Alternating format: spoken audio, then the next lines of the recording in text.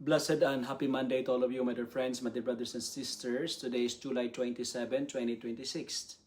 The Gospel for today from the account of the Gospel of Matthew, chapter 13, verses 31 to 35, reminds us that God often works through the small, ordinary moments of our lives rather than through dramatic events, like the mustard seed that begins as the smallest of seeds and grows into a tree. And like the yeast that quietly transformed the whole dough, the kingdom of God grows in ways that are often hidden from our eyes.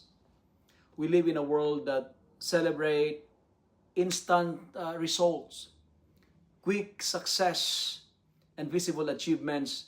So it is easy to become discouraged when our efforts seem unnoticed and unproductive. We wonder if our prayers matter.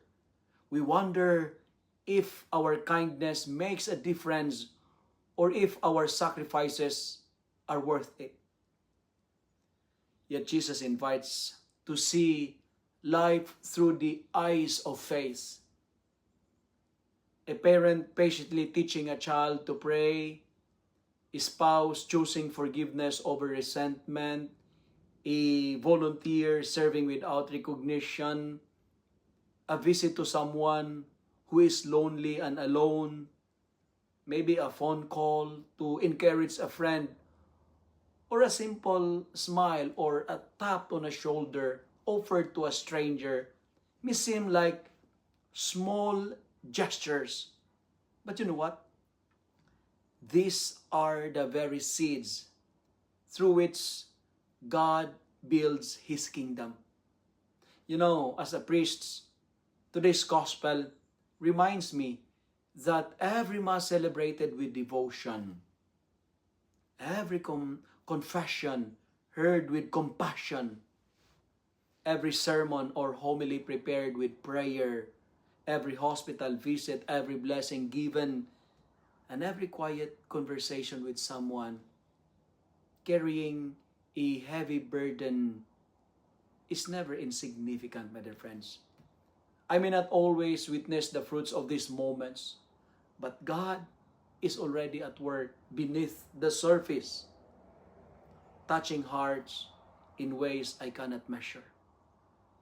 The Lord calls us not to be successful by world's standards, but be faithful in the little things, trusting that He will provide the growth if we continue planting seeds of love, continue planting the seeds of mercy, patience, and generosity, and hope each day. God will bring about a harvest in His own time. My dear friends, my dear brothers and sisters, the kingdom of heaven grows one faithful heart at a time, reminding us that no act of love is ever too small, no prayer is ever wasted, and no seed planted in faith is beyond God's power to transform into a blessing for many. Like the mustard seed, starts small and magnificent, great and big. If you love and like this reflection, kindly share it with your friends, share it with your family. Make the Word of God viral so that many will be blessed. Amen.